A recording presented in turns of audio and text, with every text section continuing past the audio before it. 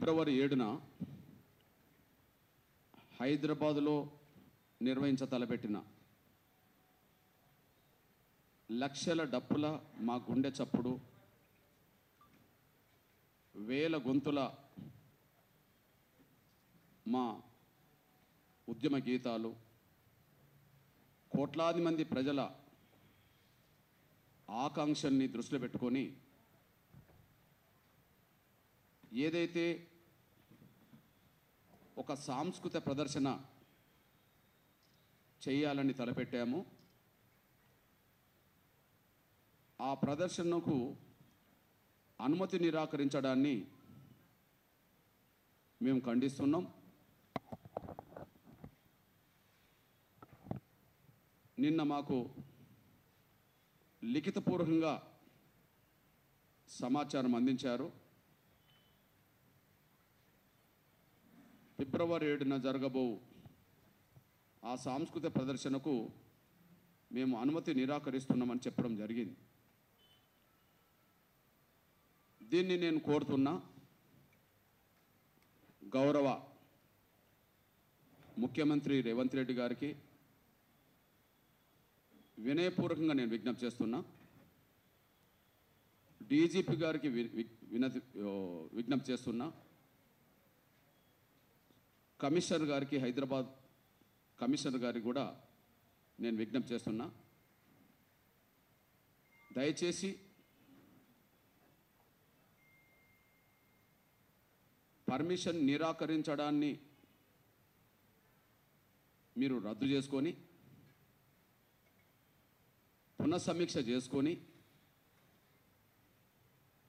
ఖచ్చితంగా ఫిబ్రవరి 7న జరగబో ఆ సాంస్కృతిక ప్రదర్శనకు అనుమతిని ఇవ్వాలని చెప్పి నేను కోరుతున్నా, విజ్ఞప్తి చేస్తున్నా. ఇది ముఖ్యమంత్రికి మా విజ్ఞప్తి,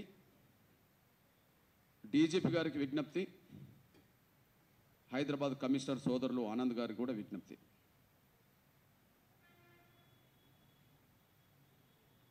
ఇది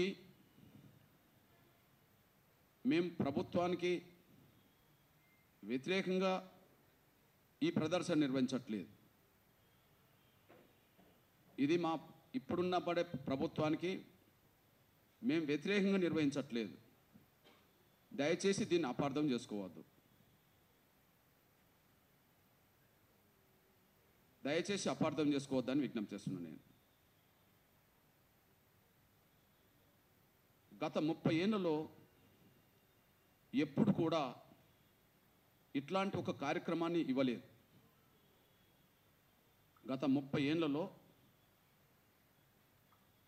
ఎప్పుడు కూడా ఇట్లాంటి ఒక సాంస్కృతిక కార్యక్రమాన్ని మేము ఇవ్వలేదు. 30 ఏళ్ళ తర్వాత మేము ఇవ్వడంలో దయచేసి ముందుగా మా గుండె లోతులో ఉండబడే బాధను అర్థం చేసుకోవాలి. మా గుండె లోతులో ఉండబడే బాధను అర్థం చేసుకోవాలి. ఒకటి, వర్గీకరణ అమలు కోసం మా డప్పుల ద్వారా మా గుండె చప్పుడు వినిపించాలని. వర్గీకరణ అమలు కోసం మా డప్పుల ద్వారా మా గుండె లోతులో ఉండబడే బాధను ప్రభుత్వానికి, ప్రపంచానికి వినిపించాలని. ఈ 30 ఏళ్లలో ఎన్నో ఉద్యమాలు చేసి అంతిమంగా సుప్రీంకోర్టు తీర్పుతో వర్గీకరణ సాధించాం. హైదరాబాదులో బహిరంగ సభలు పెట్టడం ప్రారంభించి 29 సంవత్సరాలైంది. 94లో ఎంఆర్పిఎస్ ఉద్యమం మొదలు పెడితే అది ఒక కుగ్రామంలో మొదలైన ఉద్యమం కాబట్టి 94, 95 వరకు ఉమ్మడి ఆంధ్రప్రదేశ్లో విస్తరించడం కోసమే, బోధించు, సమీకరించు, పోరాడనే స్పిరిట్ని దృష్టి పెట్టుకొని ఉద్యమాన్ని విస్తరించడం కోసమే 94, 95 వరకు పనిచేశాం. కానీ ఉమ్మడి ఆంధ్రప్రదేశ్లో మొట్టమొదటి మా బహిరంగ సభ మొట్టమొదటి మా ప్రదర్శన 96 మార్చి 2న మాదిగ హక్కుల దండోర పేరుతో లక్షలాది మందిని సమీకరించాం. 96 మార్చి 2 అంటే దాదాపు 29 సంవత్సరాలు. ఈ 29 సంవత్సరాల్లో ఒక వర్గీకరణతో పాటు ఎన్నో సమస్యల మీద చలో హైదరాబాద్ నిర్వహించాం. వర్గీకరణ కోసం 3 దశాబ్దాలుగా ఎన్నో పిలుపునిచ్చాం హైదరాబాద్కు. లక్షల మంది వచ్చారు, లక్షల మంది తిరిగి వెళ్ళారు. గుండె జబ్బుతో బాధపడుతున్న పిల్లల ఉద్యమం నుంచి మొదలుకుంటే వికలాంగుల వరకు, వృద్ధుల వితంతుల పోరాటం వరకు, ఆకలి కేకల వరకు ఏదో ఒక సమస్య మీద ఈ 3 దశాబ్దాల్లో ఎన్నో సందర్భాల్లో చలో హైదరాబాద్ పిలుపునివ్వడం జరిగింది. మేము గొప్పగా గర్వంగా చెప్పుకుంటున్నది ఏంటంటే ఈ 30 ఏళ్లలో ఎన్నో ప్రదర్శనలు లక్షల మందితో జరిపిన, ఎన్నో సభలు లక్షల మందితో జరిపిన బహుశా ఏ పార్టీ ఏ సంఘం కూడా నిర్వహించలేనన్ని సభలు ప్రదర్శనలు ఎంఆర్పిఎస్ చేసింది. ఈ 30 ఏళ్లలో ఎప్పుడన్నా హైదరాబాదులో శాంతి భద్రత సమస్య ఉత్పన్నమైందా? ఈ 30 ఏళ్లలో ఎంఆర్పిఎస్ వల్ల శాంతి భద్రత సమస్య ఇక్కడ ఉత్పన్నమైందా? శాంతి భద్రతలకు విఘాతం కల్పించే విధంగా మేము ఎప్పుడన్నా నిర్ణయాలు తీసుకున్నామా? లేదు. అది ఎవరు నిరూపించలేరు. 30 ఏళ్లలో లక్షలాది మందిని సమీకరించే సంఘమైన ఎంఆర్పిఎస్ ఏ నిర్ణయం తీసుకున్నా దానికి కట్టుబడి ఉండే లక్షలాది మంది కార్యకర్తలు, కోట్లాది మంది అన్ని వర్గాల ప్రజల అభిమానంతో ఈ ఉద్యమం నిలబెట్టుకుంటూ వచ్చేసాం. ఎంఆర్పిఎస్ తీసుకునే ప్రతి నిర్ణయానికి మాదిగ ఉద్యమ శ్రేణులు, సమాజం కూడా కట్టుబడే బహిరంగ సభలోనూ ప్రదర్శనలోనూ పాల్గొంటూ వచ్చేశారు. మేమెప్పుడు కూడా శాంతి భద్రతలకు విఘాతం కల్పించే ఏ నిర్ణయం మేము తీసుకోలేదు. అలా శాంతి భద్రతలకు విఘాతం కల్పించే నిర్ణయాలే ఎంఆర్పిఎస్ తీసుకుంటే ఉద్యమం 30 ఏళ్ళు నిలబడేది కాదు. ఇది ప్రభుత్వాలకు తెలుసు, పోలీస్ యంత్రాంగ పెద్దలకు తెలుసు, సమాజానికి కూడా తెలుసు.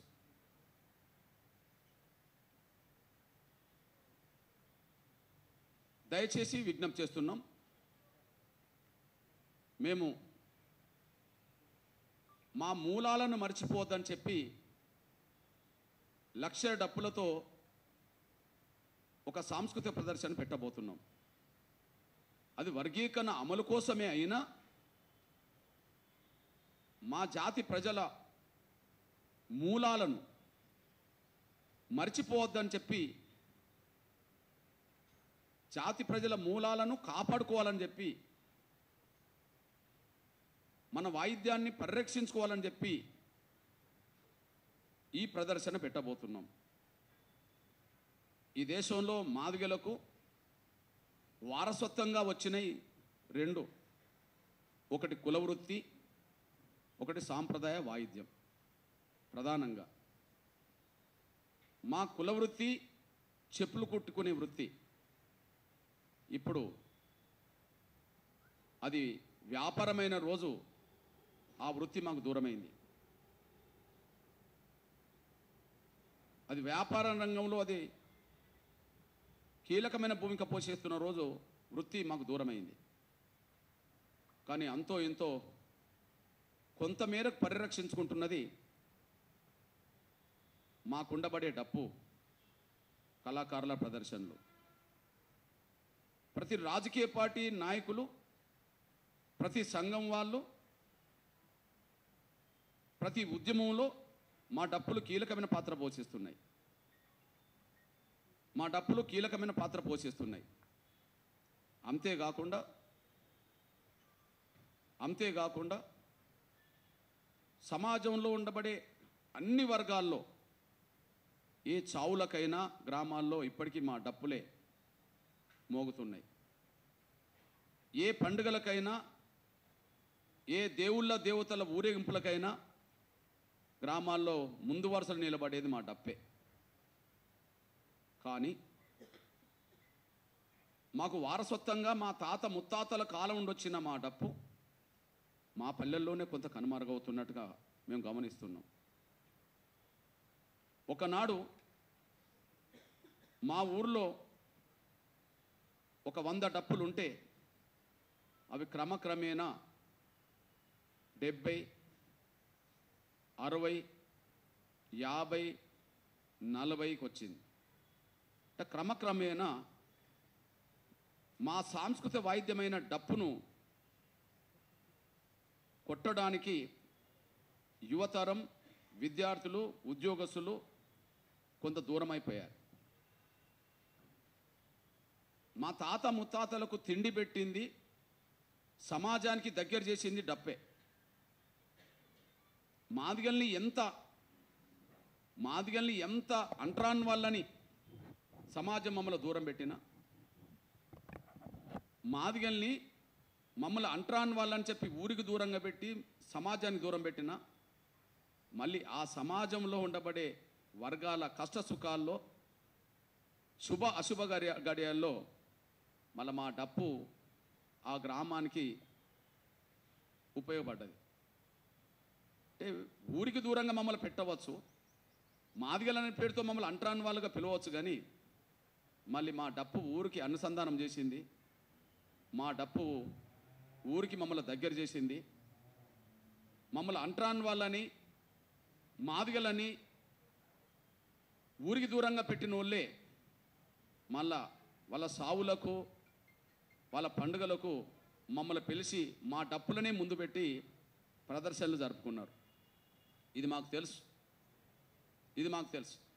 అంటే మా డప్పు మా తాత ముత్తాతల కాలంలో మా కడుపు నింపింది, మాకు తిండి పెట్టింది. అదే డప్పు సమాజంలో అన్ని వర్గాలతో కలిసి ఉండే, కష్ట సుఖాల్లో కలిసి ఉండే వాయిద్యంగా మారింది.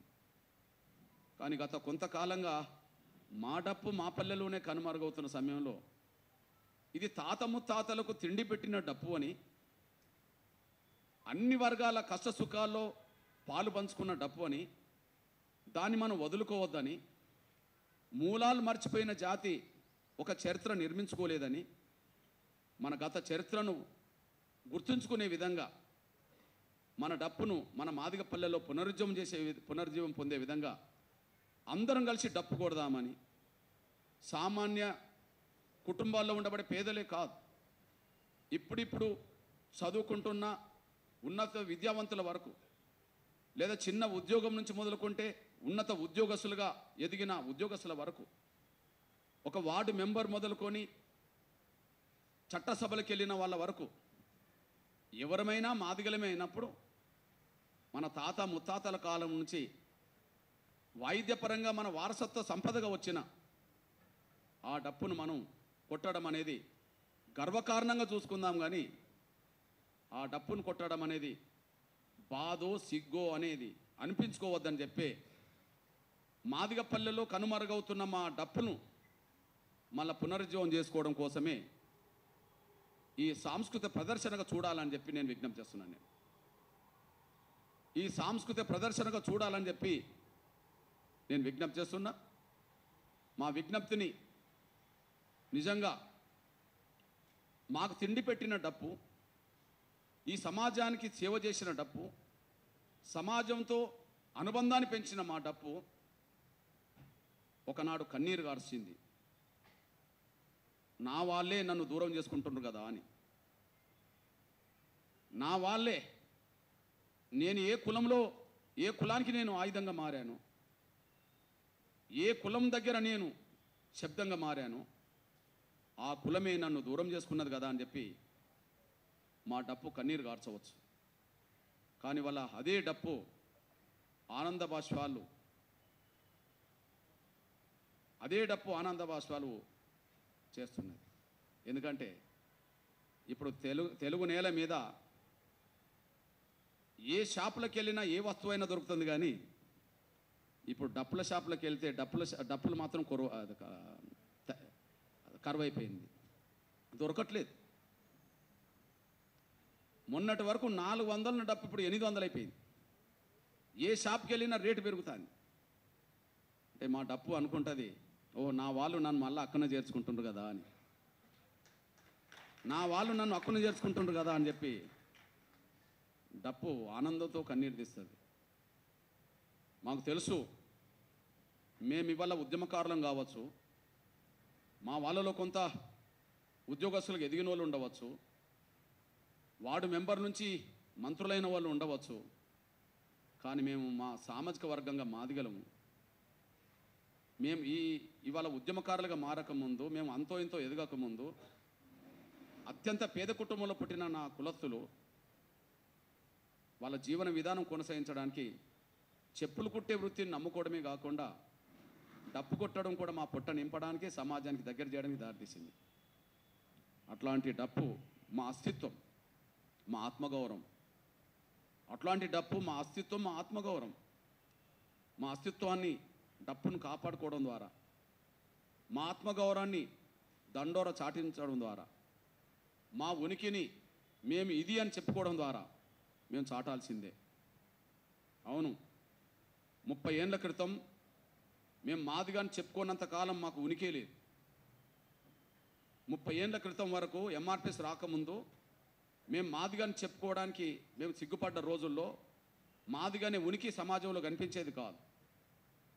కానీ వాళ్ళ 30 ఏళ్ళ తర్వాత ఈ రాష్ట్రం, ఈ దేశం, ఈ ప్రపంచం మాదిగానే 3 అక్షరాల గురించి మాట్లాడుతుంది. ఇవాళ ఈ రాష్ట్రం మాట్లాడుతుంది, ఈ దేశం మాట్లాడుతుంది, ప్రపంచంలో చాలా వాళ్ళు మాట్లాడుతున్నారు.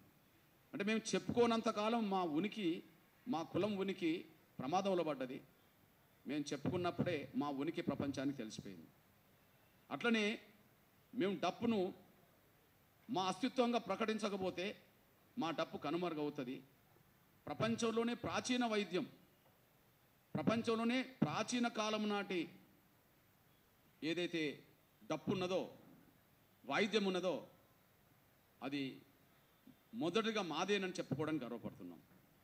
ఇవాళ నా కళ్ళ ముందు సమాచారం అందించడానికి ఇన్ని టీవీలు ఉన్నాయి, ఇంత ఎలక్ట్రానిక్ మీడియా ఉన్నది, ఇంత ప్రింట్ మీడియా ఉన్నది, చాలామంది సోషల్ మీడియా మిత్రులు ఉన్నారు కదా. కానీ కొన్ని వందల సంవత్సరాలుగా ఈ సమాజానికి సమాచారం రాజుల కాలం నుంచి మొదలుకుంటే ఇప్పటి వరకు గ్రామాల్లో సమాచారం అందించేది మా డప్పే. అంటే నా ముందున్న మీకంటే మేమే సీనియర్లం. మా డప్పు నా ముందున్న మీకంటే మేమే సీనియర్లం, డప్పు కట్టి సమాచారం అందించేవాళ్ళం. అందువల్ల దయచేసి ప్రభుత్వానికి వ్యతిరేకంగా నిర్వహించే ప్రదర్శనగా మీరు చూడబాకండి. మా ఆకాంక్షల్ని సమాజం ముందు పెట్టడానికి, మా మూలాలను మర్చిపోకుండా ఉండడానికి, మా డప్పును మా పల్లెల్లో పునరుజ్జీవం చేసుకోవడానికే ఈ ప్రదర్శనకు చూడాలని చెప్పి నేను కోరుతూ, ఈ నేపథ్యంలో అనుమతి నిరాకరించడానికి ఒక 6 అంశాలు తీసుకొచ్చారు. అవి నిజమైన కారణాలుగా భావించుకోవట్లేదు. అనుమతి నిరాకరించడానికి సాకులు మాత్రమే వెతికిండ్రు. అంటే అనుమతి ఇవ్వద్దని చెప్పి ముందే అనుకున్నారు కనుక, అనుమతి ఇవ్వద్దని చెప్పి ముందే అనుకున్నట్టుగా ఉన్నది కనుక నిరాకరించడానికి ఏ కారణాలు అయితే చూపెట్టారో అవి నిజమైన కారణాలు కాదు, సాకులు మాత్రమేనని నేను గుర్తు చేస్తున్నాను. అందులో మొదటిది, ఈ ప్రదర్శనలో ఎంతమంది హాజరవుతారో నిర్దిష్టంగా దరఖాస్తుదారుడు పేర్కొనలేదంట. మేము దరఖాస్తు ఇస్తున్నప్పుడే దరఖాస్తుకు కరపత్రం యాడ్ చేశాం, లక్షల డప్పులు అని కరపత్రం ఇచ్చేసాం. పోలీస్ ఉన్నతాధికారులకు ప్రతిరోజు ఇంటెలిజెన్స్ రిపోర్ట్ ఉంటుంది. పేపర్ ద్వారా, టీవీ ద్వారా, సోషల్ మీడియా ద్వారా వాళ్ళు నిరంతరం అబ్జర్వేషన్ ఉంటారు. మీకు ఇచ్చిన వినతి పత్రంలో, పర్మిషన్ కోర్టు ఇచ్చిన వినతి పత్రంలో టెక్నికల్గా గిన్ని డప్పులు అని చెప్పలేదు కానీ మరి కరపత్రం మీకు ఇచ్చాం, లక్షల డప్పుల గుండె చప్పుడని చెప్పాం. అది పేపర్లకు టీవీలకు ప్రతిరోజు వస్తూనే ఉన్నది. మీకు ఇంటెలిజెన్స్ రిపోర్ట్ ఉన్నది, సోషల్ మీడియాలో ప్రచారం ఉన్నది. ఇక దాన్ని మీరు ఇంతమంది హాజరవుతారని చెప్పి నిర్దేశంగా చెప్పలేదు కనుక మేము నిరాకరిస్తున్నామని చెప్పడం అనేది అది షాకే తప్ప నిజమైన కారణం కాదు. ఓకే, నేను మొదటి దానికి ఒక ఆన్సర్ కూడా ఇస్తున్నా. ఒకవేళ నిర్దిష్టంగా ఇంతమంది హాజరవుతుండ్రని చెప్పి మీకు అందులోనే పేర్కొంటే ఇచ్చేవాళ్ళ? అంటే మిగతా ఐదు అంశాలు కారణాలు చూపెట్టరా? మొత్తం 6 అంశాల్లో మొదటి అంశమే ఎంతమంది హాజరవుతుండ్రో నిర్దిష్టంగా చెప్పలేదనే మాట అన్నారు కదా. ఓకే, ఇప్పుడు ఈ మధ్యాహ్నం వరకే 1,00,000 మందికి పైగా మా డప్పులు హైదరాబాద్ వస్తున్నాయని చెప్పి వాళ్ళ ఈ సాయంత్రం వరకే మళ్ళీ మేము కమిషనర్ గారికి, సంబంధిత ఏరియా డీసీపీ గారికి మేము మళ్ళీ వినతి పత్రం ఇస్తాం. అదే కారణం అవుతే, అంటే ఎంతమంది హాజరవుతారో నిర్దిష్టంగా దరఖాస్తుదారు పేర్కోలేదనేదే కారణం అవుతే కదా. పోనీ 1,00,000 డప్పులు వస్తున్నాయని చెప్పి నిర్దిష్టంగానే మేము మీకు ఇవ్వాలని మళ్ళీ వినతి పత్రం ఇస్తాం పర్మిషన్ కోరుతూ. ఇక మిగిలిన కారణాలు చెప్పకుండా, మిగతా సాకులు చెప్పకుండా పర్మిషన్ ఇవ్వాలని చెప్పి నేను కోరుతున్నా. ఇది ప్రభుత్వానికి వ్యతిరేకం కాదు. మా సాంస్కృతిక వాయిద్యం ప్రదర్శన అనే విషయం మర్చిపోవద్దు. మేము ఈరోజే మళ్ళీ మా ఎంఆర్పిఎస్ ప్రధాన నాయకత్వం ఖచ్చితంగా పర్మిషన్ కోరుతూ అక్కడికి వెళ్తుంది. నంబర్ 2, ఈ కార్యక్రమానికి అనుమతి ఇస్తే శాంతి భద్రత సమస్యలు తలెత్తే అవకాశం ఉంది. గత అనుభవాల దృష్టి పెద్ద ఎత్తున ప్రజల సమీకరణ జరిగే అవకాశం ఉన్నందున ఈ కార్యక్రమ నిర్వహణకు చేతిలో నుండి అదుపు తప్పిపోయే పరిస్థితి ఉంది. అసాంఘిక శక్తులు చొరబడి శాంతి భద్రత సమస్యను సృష్టించే అవకాశం ఉంది.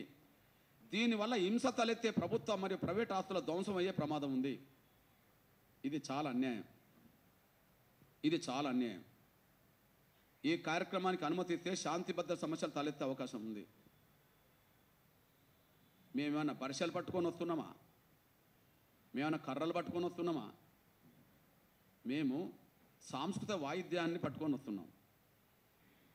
అది మా డప్పును పునర్జీవనం చేసుకోవడం కోసం, ప్రపంచానికి మా ఆకాంక్ష వినిపించడం కోసం వస్తున్నాం. ఎట్లా శాంతి భద్రత సమస్య ఉత్పన్నమవుతుంది? గత అనుభవాల దృష్ట్యా పెద్ద ఎత్తున ప్రజల సమీకరణ జరిగే అవకాశం ఉన్నందున అని అన్నారు. ఓకే, అవును, గత అనుభవాలు చెప్పింది ఏంటిది? ఎప్పుడు చెలో హైదరాబాద్ ఎంఆర్పిఎస్ పిలుపునిచ్చినా 1,00,000 మంది వచ్చారు. ఎప్పుడు చెలో హైదరాబాద్ పిలుపునిచ్చినా 1,00,000 మంది వచ్చారు. మరి 1,00,000 మంది వచ్చారు, 1,00,000 మంది తిరిగి వెళ్ళారు. కానీ ఎక్కడనన్నా శాంతి భద్రత సమస్య ఉత్పన్నమైన రోజు చూపెడతారా ఈ 30 ఏళ్లలో? మీరు చెప్పిందే కరెక్టు. అవును, ఎంఆర్పిఎస్ పిలుపునిస్తే 1,00,000 మంది ఎందుకు వస్తారు? వాళ్ళ ఆవేదన అలాంటిది, వాళ్ళ ఆకాంక్ష అలాంటిది, వాళ్ళ గుండెల్లోతు బాధ అలాంటిది. కాబట్టి పిలుపుకు స్పందించే జాతి ప్రజలు సమాజం ఉన్నది కాబట్టి ఆవేదన ఉన్నదనేది నిరూపించుకోవడానికి, మా ఆకాంక్ష బలమని నిరూపించుకోవడానికి మాదిగలు తండోపతండాలుగా ప్రతి గ్రామం నుంచి కదులుతారు. మాది న్యాయమైన పోరాటం కాబట్టి సమాజంలో అన్ని వర్గాల అండదండలు ఉండడం వల్ల వాళ్ళు కూడా వస్తారు.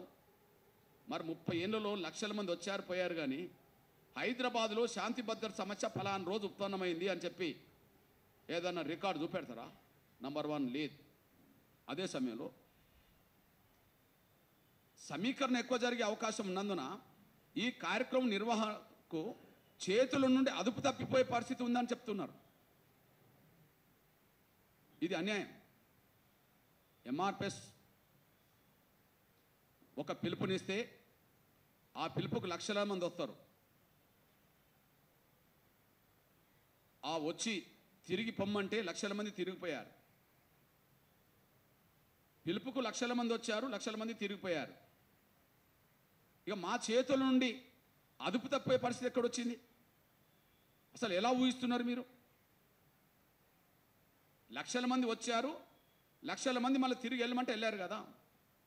మా చేతుల నుంచి అదుపు తప్పిన పరిస్థితి ఈ రాష్ట్రంలో ఎప్పుడన్నా వచ్చిందా?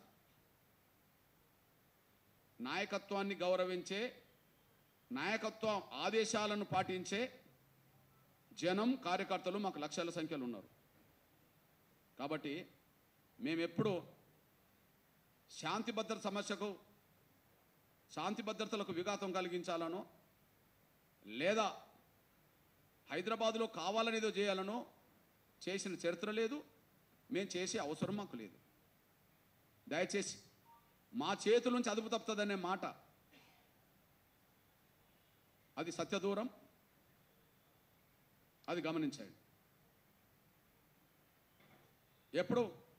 ఉద్యమం ఎప్పుడు నాయకత్వం అదుపులోనే ఉన్నది. దానికి కారణం ఏదో శాసించడం కాదు, మా కార్యకర్తలకు మా పట్ల ఉండబడే అభిమానం, గౌరవం, ఏ నిర్ణయం తీసుకున్నా కట్టుబడి ఉండాలనే ఆకాంక్ష, దృక్పథం బలంగా ఉండడం వల్ల మేమెప్పుడు గాంధీ మార్గంలోనే ఉద్యమం చేయాలనుకున్నాం. అంబేద్కర్ ఇచ్చిన స్ఫూర్తితోటే పోరాటం చేయాలనుకున్నాం. మమ్మల్ని 30 ఏళ్ళు ఈ ఉద్యమం నిలబడి నడుపుతున్నదంటే ఈ దేశానికి స్వాతంత్రం సాధించిన మహాత్మా గాంధీ మార్గంలో, సామాజిక న్యాయం కోసం శాంతియుతంగా పోరాటం చేసిన అంబేద్కర్ మార్గంలో మా ప్రయాణం కొనసాగుతుంది. కాబట్టినే ఇంత శాంతియుతంగా నడిపిన ఉద్యమం దేశంలో ఎక్కడ లేదు, మేమే నడుపుతున్నాం. తర్వాత అసాంఘిక శక్తులు చొరబడి శాంతిబద్ధ సమస్యను సృష్టించే అవకాశం ఉందా అని అన్నారు. అసలు ఇది ఎంత అన్యాయము! మా ఉద్యమంలో అసాంఘిక శక్తులు చొరబడడం ఏంది? 30 ఏళ్ళుగా చొరబడని అసాంఘిక శక్తులు ఇప్పటిట్లో చొరబడతారు? మీరు పంపితే తప్ప. ఈ కార్యక్రమాన్ని జీర్ణించుకోలేని స్వార్థపర శక్తులు ఎవరన్నా అట్లా చొరబడేలా చేస్తే తప్ప, లేదా ప్రభుత్వానికే మా కార్యక్రమం ఇష్టం లేకపోతే వాళ్ళు ఎవరైనా పంపితే తప్ప అసాంఘిక శక్తులు ఎట్లా చొరబడతాయి? ఒకవేళ అసాంఘిక శక్తులే చొరబడతాయని మీకు అనుమానం ఉంటే మీకు ఇంటెలిజెన్స్ రిపోర్ట్ ఉన్నది కదా, వాళ్ళు ఎవరో గుర్తించానట్టే కదా, మీరు వాళ్ళని అదుపులోకి తీసుకోండి. మేము ఎప్పుడు శాంతియుత పందానే నమ్ముకున్నాం, మేము ఎప్పుడు ప్రజాస్వామ్యాన్ని నమ్ముకున్నాం, ఎప్పుడు రాజ్యాంగం ఇచ్చిన పౌర హక్కుల్నే మేము నమ్ముకున్నాం. మా నుంచి ఇంతవరకు 30 ఏళ్ళలో ఏ శాంతి భద్రత సమస్యకు విఘాతం కలగలేదు. మా ఉద్యమంలో ఇప్పటి వరకు ఏ అసాంఘిక శక్తులు చొరబడలేదు, చొరబడడానికి మేము అవకాశం ఇవ్వలేదు. మరి మీకు అనుమానం ఉంటే అనుమానించదగ్గ వ్యక్తులు ఎవరినో వాళ్ళని ఐడెంటిఫై చేసుకున్నట్టే కదా, వాళ్ళని అదుపులోకి తీసుకుంటే అయిపోతుంది కదా. పలానోళ్ళ వల్ల అసాంఘిక శక్తులు చొరబడే అవకాశం ఉన్నదని చెప్పి మీరు బహిరంగ ప్రకటించవచ్చు కదా. అందువల్ల ఇష్టం లేని వాళ్ళు ఎవరన్నా అట్లా చేస్తారనుకుంటే మేము మా గుండె చప్పుడు వినిపించాలనుకున్నాము, కానీ అసాంఘిక శక్తులను మేము చొరబడాలని మేము కోరుకుంటామా? మాకు తెలుసు, మేము సమస్య పరిష్కారం కోరుకుంటున్నాం. సమస్య పరిష్కారం ఇష్టం లేని వాళ్ళు ఏదన్నా కుట్ర చేయాలనుకుంటే కుట్ర చేసే వాళ్ళని అదుపులో పెట్టుకోండి, కుట్ర చేసే వాళ్ళని అదుపులో పెట్టుకోండి. వాళ్ళు ఎవరో సమాజం ముందు ఎక్స్పోజ్ చేయండి. ఎవరు అసాంఘిక శక్తులో ఎవరు చొరబడాలనుకుంటున్నారో వాళ్ళను అదుపులోకి పెట్టండి, ఎక్స్పోజ్ చేసి అదుపులో పెట్టండి, మాకే అభ్యంతరం లేదు. కాబట్టి దాన్ని దృష్టి పెట్టుకోవాల్సిందిగా అది చేస్తున్నాం. తర్వాత దీనివల్ల హింస తలెత్తి ప్రభుత్వం మరియు ప్రైవేట్ ఆస్తుల ధ్వంసమయ్యే ప్రమాదం ఉంది. తెలంగాణ రాష్ట్ర ఉద్యమంలో మిలియన్ మార్చ్ సమయం వచ్చినప్పుడు ఆ మిలియన్ మార్చ్కు పర్మిషన్ ఇవ్వకపోవడాన్ని నిరసిస్తూ జరిగిన ఘటనలో ప్రభుత్వ ప్రైవేట్ ఆస్తుల ధ్వంసం జరిగింది. కానీ ఎంఆర్పిఎస్ 30 ఏళ్ళ పోరాటంలో హైదరాబాదులో ప్రభుత్వ ప్రైవేట్ ఆస్తుల ధ్వంసం ఎప్పుడన్నా సభలు ప్రదర్శనలు పెట్టినప్పుడు జరిగిందా? ఎప్పుడన్నా సభలు మేము ప్రదర్శనలు పెట్టినప్పుడు జరిగిందా? 96 మొదలుకొని మొన్న 2023 వరకు లక్షల మంది పిలుపుకి స్పందించి వచ్చారు, లక్షల మంది తిరిగి వెళ్ళారు.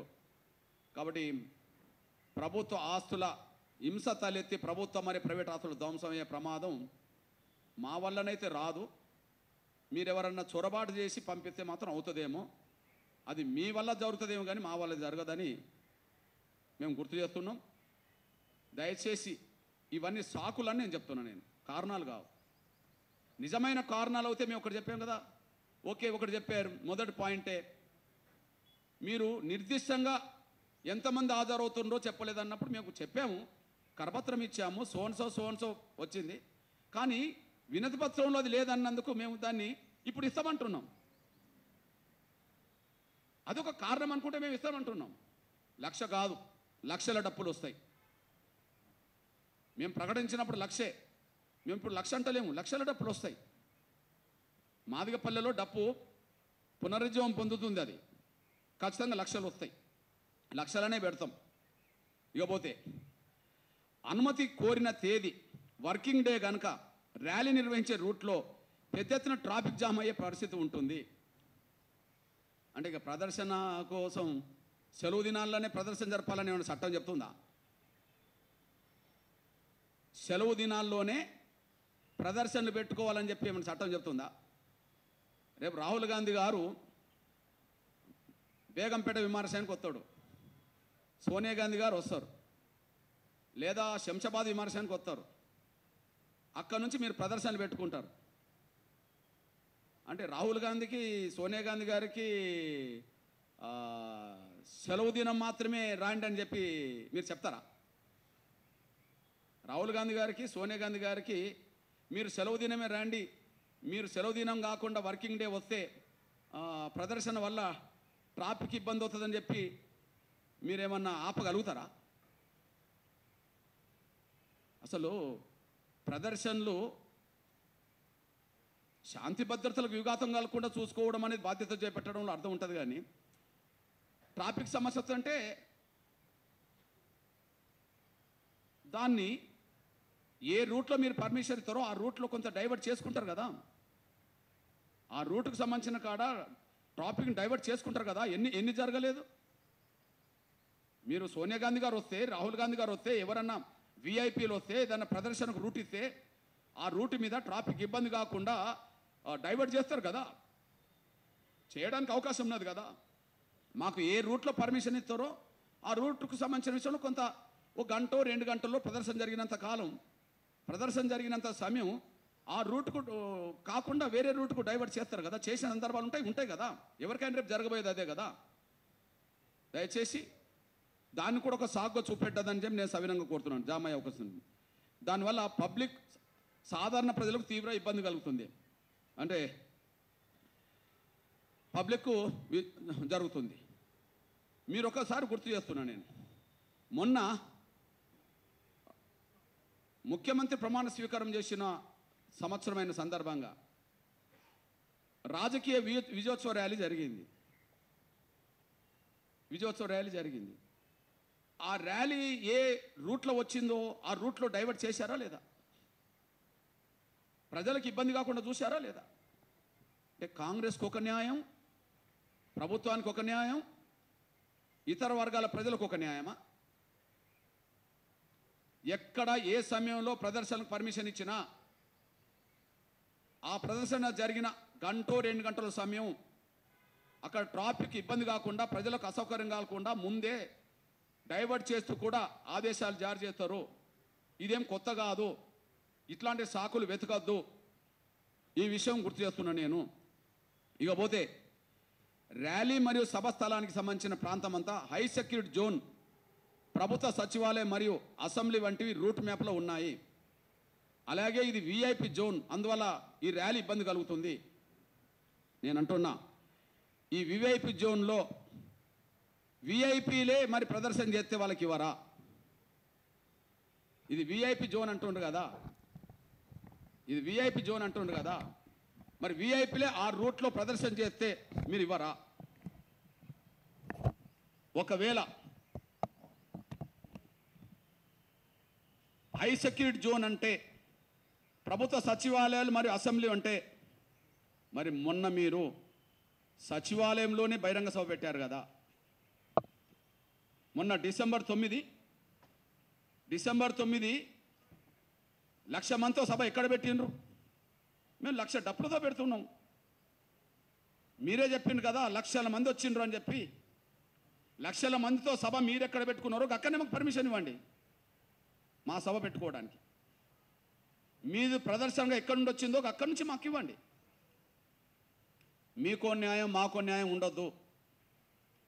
రాజ్యాంగం, చట్టాలు ప్రతి పౌరుడికి కుల మతాలు రాజకీయాలకు సంబంధం లేకుండా ఒకే రకంగా అమలు జరగాలి.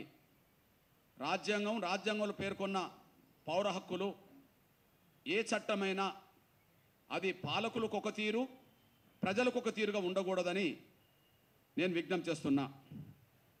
ఇకపోతే అనుమతి కోరిన రూట్లో ర్యాలీ నిర్వహించడానికి, పబ్లిక్ మీటింగ్ పెట్టడానికి ఆమోదయోగ్యమైంది కాదు అన్నారు.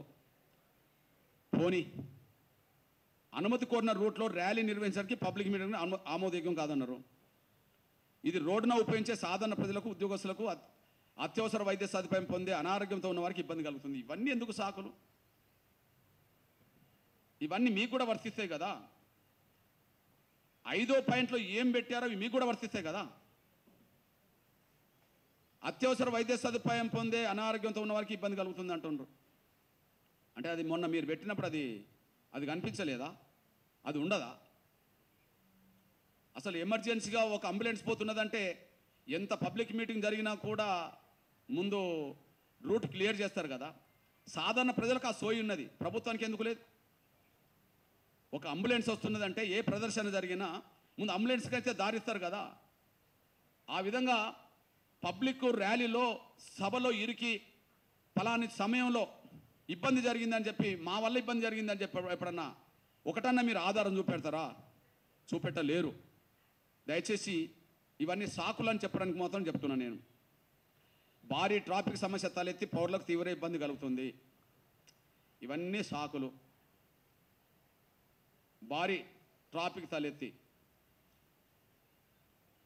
అరే మేము ఒక శాంతియుతంగా మా మనోభావాలను మా చేతిలో, మా ఇంట్లో ఉండబడే మా డప్పుల శబ్దంతో ఈ ప్రభుత్వానికి, ప్రపంచానికి తెలియచెప్పడం కోసం ఒక కార్యక్రమం పెడితే దాన్ని అడ్డుకునేవడానికి జరుగుతున్న ప్రక్రియలో భాగంగానే ఇట్లాంటి సాకులు వెతికి మా పర్మిషన్ నిరాకరించారు. దయచేసి మీరు కారణాలు చూపెట్టినట్టుగా కూడా లేదు. ఇందులో 1-2 కారణాలను మీరు భావించుకుంటే దానికి వెంటనే మళ్ళీ ఎంతమంది వస్తారో చెప్పడానికి కూడా మేము సిద్ధంగా ఉన్నాం. కానీ దీన్ని నిరాకరించడం అనేది మీరు రద్దు చేసుకొని, ఇప్పటికే మాకు నిరాకరిస్తూ ఏదైతే పంపారో దీన్ని మీరు రద్దు చేసుకొని ఖచ్చితంగా మాకు పర్మిషన్ ఇవ్వాలని చెప్పి నేను కోరుతున్నా. ఈ విషయాన్ని గౌరవ ముఖ్యమంత్రి రేవంత్ రెడ్డి గారికి, గౌరవ డీజీపీ గారికి, గౌరవ సోదరులు కమిషనర్ ఆనంద్ గారికి నేను విజ్ఞప్తి చేస్తున్నా. ఇది సాకులు మాత్రమే తప్ప కారణాలు కావు. ఏదో రకంగా మా ప్రదర్శన జరగకుండా చూడడం కోసమే ప్రభుత్వమే ఇట్లాంటి ప్రయత్నాలు డిపార్ట్మెంట్ ద్వారా చేపిస్తున్నదని చెప్పి మేము భావిస్తున్నాం. ఎందుకంటే మేము పర్మిషన్ కోరుతున్నప్పుడు పర్మిషన్ కోసం వెళ్ళిన మా రాష్ట్ర అధ్యక్షుడు గోవింద్ నరేష్తో పాటు చాలామంది మా సీనియర్లు వెళ్ళారు. దయచేసి ఈ విషయాన్ని ముఖ్యమంత్రి నోటీసులు పెట్టి, ముఖ్యమంత్రి సలహాతోటి మీరు మాకు సాయం చేయమని కూడా కోరాము. మరి ముఖ్యమంత్రి నోటీసులో ఉన్నదని అనుకుంటున్నా. బహుశా ముఖ్యమంత్రి ఈ ప్రదర్శనకు అనుమతి నిరాకరించండి అని అన్నడేమో. కమిషనర్ ఆరూపంగా ఆయన ఇంటర్నల్గా లిఖితపూర్వంగా ఇచ్చిన ఆదేశాల కంటే మీరు పర్మిషన్ నిరాకరించండి అని చెప్పి ముఖ్యమంత్రి అన్నడేమో. ఇగో నిరాకరించడానికి పోలీస్ యంత్రాంగం చూపించిన సాకులుగా ఇవి మేము చూస్తున్నాం. బహుశా ముఖ్యమంత్రికి విజ్ఞప్తి చేస్తున్నాం, మా 1,00,000 డప్పుల ప్రదర్శన జరపడం మీకు ఇష్టం లేదేమో. మీకు ఇష్టం ఉంటే మాకు పర్మిషన్ వచ్చేది. కానీ మీకు విజ్ఞప్తి చేస్తున్నాం, మీకు వ్యతిరేకమైన ప్రోగ్రాం కాదు ఇది. మా ఆకాంక్షను తెలియజెప్పుకోవడం, వెంటనే అమలు చేయించుకోవడం, మా బిడ్డల భవిష్యత్తును కాపాడుకోవడం కోసమే తప్ప మేము ఎవరికి వ్యతిరేకం కాదనే విషయం కూడా, ముఖ్యంగా మీకు కూడా మేము వ్యతిరేకం కాదనే విషయాన్ని దయచేసి గుర్తెరగాలని చెప్పి మొదటిసారి 30 ఏళ్ళ తర్వాత మొదటిసారి మా డప్పును ప్రపంచం ముందుకు చూపెట్టబోతున్నాం. మా గుండె చప్పుడు మా డప్పు ద్వారా వినిపించబోతున్నాం కనుక దయచేసి ముఖ్యమంత్రి ప్రత్యేక చొరవ తీసుకొని ఖచ్చితంగా ప్రదర్శనకు అనుమతి ఇచ్చే విధంగా మీరు డీజీపీ గారితో కమిషనర్ గారితో మాట్లాడాలని చెప్పి మా ఆకాంక్షను తెలియజెప్పుకోవడానికి మీరు సహకరించాలని చెప్పి నేను గౌరవ ముఖ్యమంత్రి రేవంత్ రెడ్డి గారికి విజ్ఞప్తి చేస్తున్నా, గుర్తు చేస్తున్నా. ధన్యవాదాలు.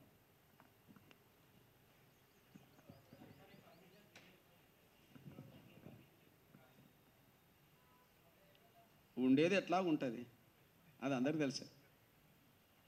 ఏ రూపంగా ఉండాలో ఉంటుంది, అది దానిదే ఉన్నది, అది వాళ్ళకే తెలుసు. ఓకే, అయితే ఒకటి చెప్తున్నాం, 3 గంటల లోపు 4-5 గంటల లోపు ముందు మొదటి పాయింట్కి అయితే మేము చెప్తాం. మిగతా అన్నీ సాకులే. ఇది కూడా సాకే, ఎందుకంటే ఇంటెలిజెన్స్ రిపోర్ట్ వెళ్ళిపోయింది, పేపర్లో వచ్చింది, టీవీలో వచ్చింది, సోషల్ మీడియాలో వస్తున్నది. కరపత్రం ఇచ్చాం 1,00,000 డప్పులని. 1,00,000 కాదు, ఇప్పుడు లక్షలు వస్తాయి. ఇది గ్యారెంటీ. మేము లక్షలనే పెడతాం. ఎందుకు ఇవ్వదు? రేపు కాంగ్రెస్ ఏదన్నా మేము ఇది చేసినామని చెప్పి విజయోత్సవ ర్యాలీలు పెడతారు, లక్షలు వస్తారు, వాళ్ళు ఎక్కువ ఇవ్వరు. అయింది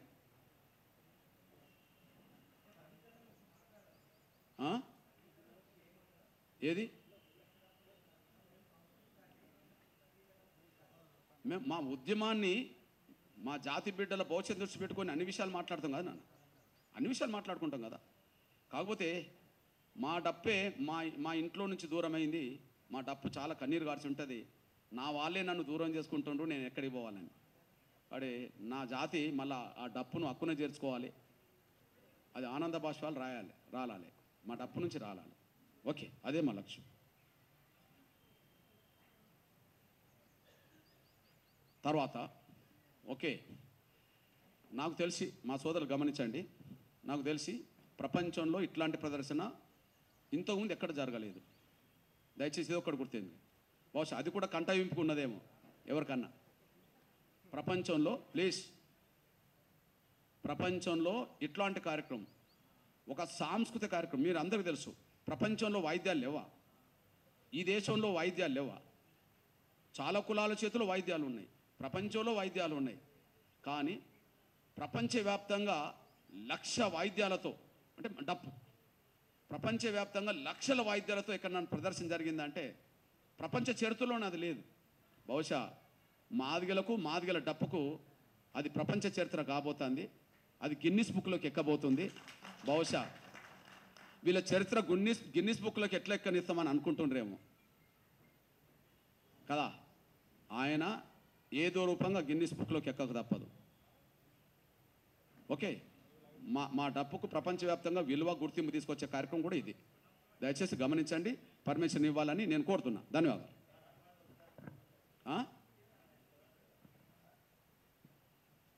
నా తమ్ముడు ఇప్పటివరకు చెప్పింది అదే. ఏ సాకులేదు చెప్పారో అది సాకులే తప్ప కారణాలు కావు. ఒకటి ఏదన్నా మీరు కారణం అని భావించుకుంటే నిర్దిష్టంగా చెప్పడం కోసం ప్రయత్నం చేస్తాం. ఇప్పుడే చెప్తాం. ఏమి ఇప్పుడు కేంద్రానికి సంబంధం ఏంటి తమ్ముడా? నువ్వు చెప్పు నాకు.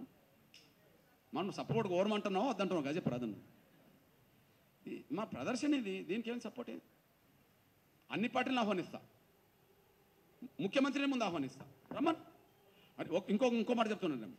రేపు ప్రదర్శన, లక్షల డబ్బుతో ప్రదర్శన నిజంగా జరిగేది హైదరాబాద్లో కదా. హైదరాబాద్ పేరు గిన్నిస్ బుక్లోకి ఎక్కుతుందిగా మళ్ళీ ఈ పేరుతో.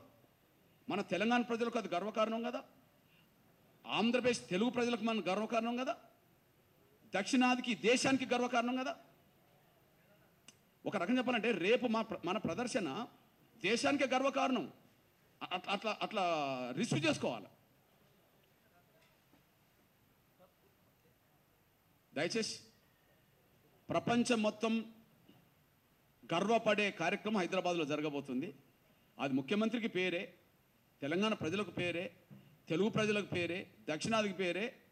అది ప్రపంచ రికార్డులోకి ఎక్కుతుంది కాబట్టి ఈ దేశానికి పేరే. అట్లాంటి గొప్ప కార్యక్రమాన్ని దుర్బుద్ధితో ఇబ్బందులు పెట్టొద్దని చెప్పి, అనవసరమైన సాకులు వెతకద్దని చెప్పి నేను విజ్ఞప్తి చేస్తున్నాను.